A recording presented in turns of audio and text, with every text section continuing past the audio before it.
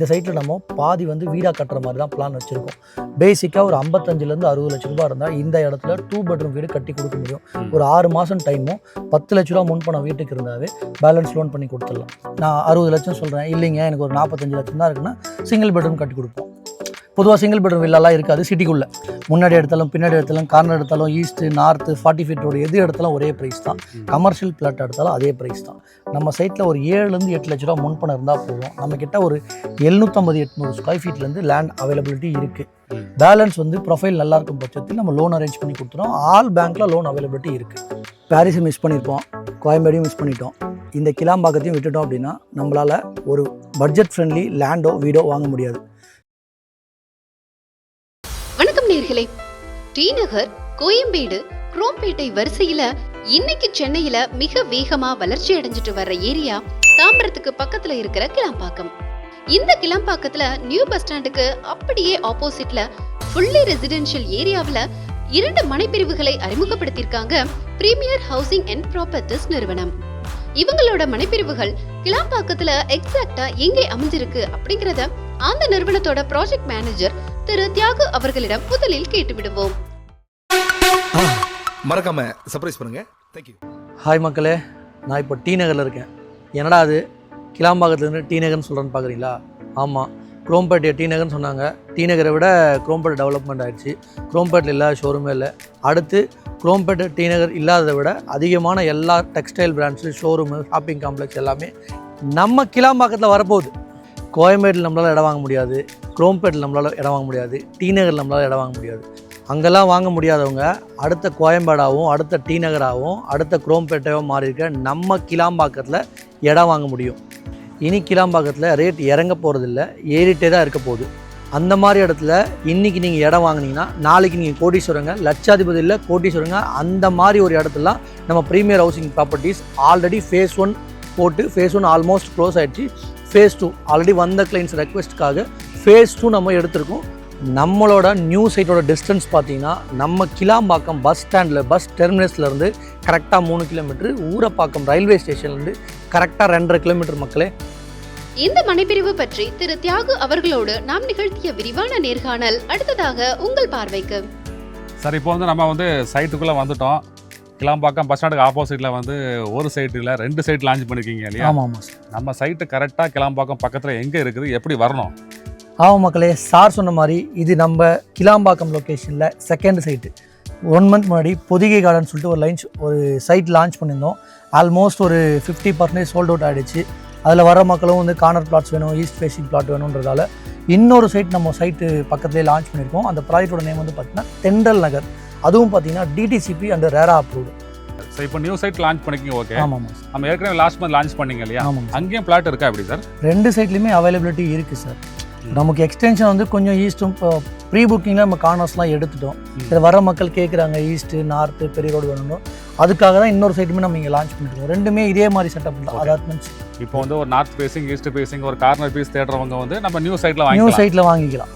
சரி சார். இப்போ நம்ம நியூ சைட் வந்து என்ன அப்ரூவ்டு சார்? மொத்தம் எத்தனை பிளாட் போட்டிருக்கீங்க? அது ப்ராஜெக்ட் வந்து பார்த்தீங்கன்னா ஆல்மோஸ்ட் ஒரு 20 plots போட்டிருக்கோம் சார். DTCP அண்ட் ரேரா அப்ரூவ்டு. அதுலேயுமே திருப்பி எக்ஸ்டென்ஷன் ஒரு 30 plot இருக்கும். ஓவரால் அங்கேயுமே ஒரு 50 plot அவைலபிலிட்டி இருக்குது. ஓகே.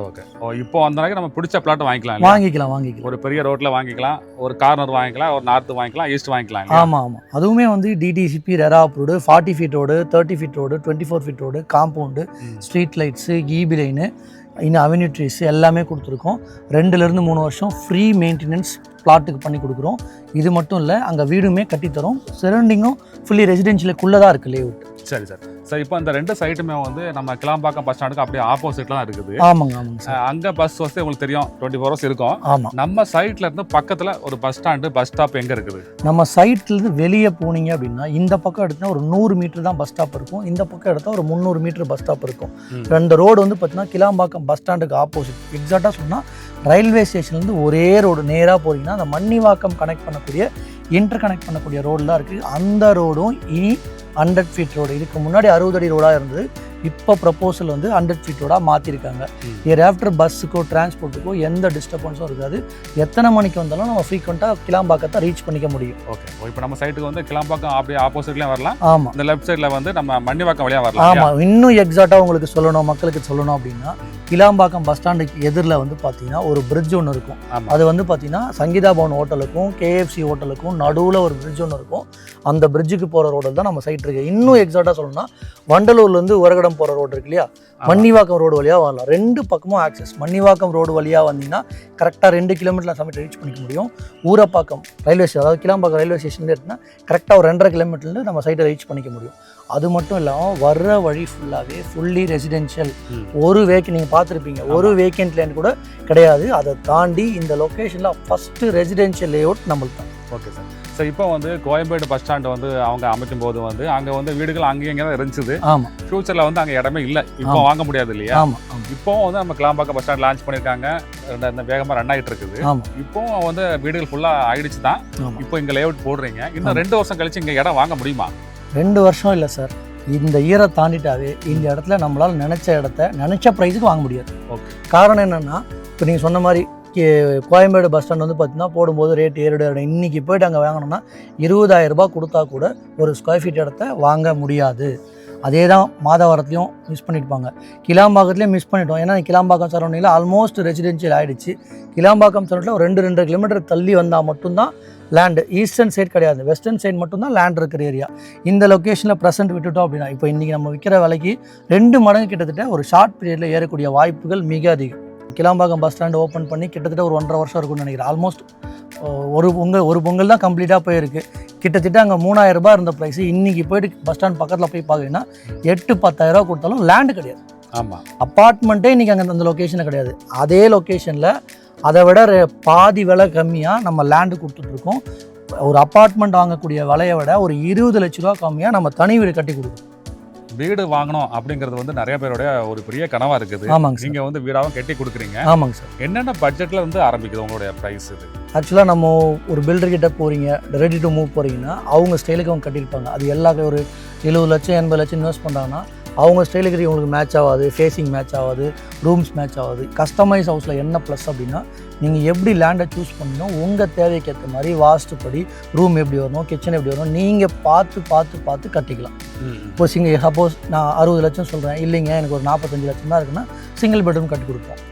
பொதுவாக சிங்கிள் பெட்ரூம் வில்லாலாம் இருக்காது சிட்டிக்குள்ளே. இப்போ நம்ம இப்போ சிங்கிள் பெட்ரூம் கட்டிட்டு ஃபியூச்சர் வேணால் எக்ஸ்டெண்ட் பண்ணிக்கலாம். ஆமாம். ஏன்னா எப்படி வேணாலும் நம்ம எக்ஸ்டெண்ட் பண்ணிக்கலாம். மேலே ஒரு ஃப்ளோர், அதுக்கு மேலே ஒரு ஃப்ளோர் பண்ணிக்கலாம். நம்ம இடம் தானே? ஆமாம், நம்ம இடம் தான். 1 பெட்ரூம் வேணால் கட்டிக்கலாம், 2 பெட்ரூம் 3 பெட்ரூம். பட்ஜெட்டை பொறுத்து தான் சார். கஸ்டமைஸ் இல்லாத எல்லாமே ப்ளஸ் தான் சார். சரி சார். சரி, இப்போ வந்து நிறைய பேர் வந்து ஒரு வீடு கட்டி வாடகைக்கு விடணும் அப்படிங்கிற ஒரு எய்மோட இருப்பாங்க. ஆமாங்க சார். நமக்கு பக்கத்துலேயே கிளாம்பாக்கம் பஸ் ஸ்டாண்ட் இருக்குது. ஆமாம். இந்த வாடகைக்கு விடும்போது எந்த அளவுக்கு ஒரு இன்கம் கிடைக்கும்? ஒன்றும் இல்லை சார், அப்படியே சுற்றி பாருங்கள் சார்.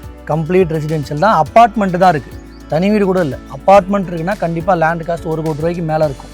அந்த இடத்துல மினிமம் ரெண்ட் அப்பார்ட்மெண்ட்டே இங்கே 10,000 ரூபா போகுது.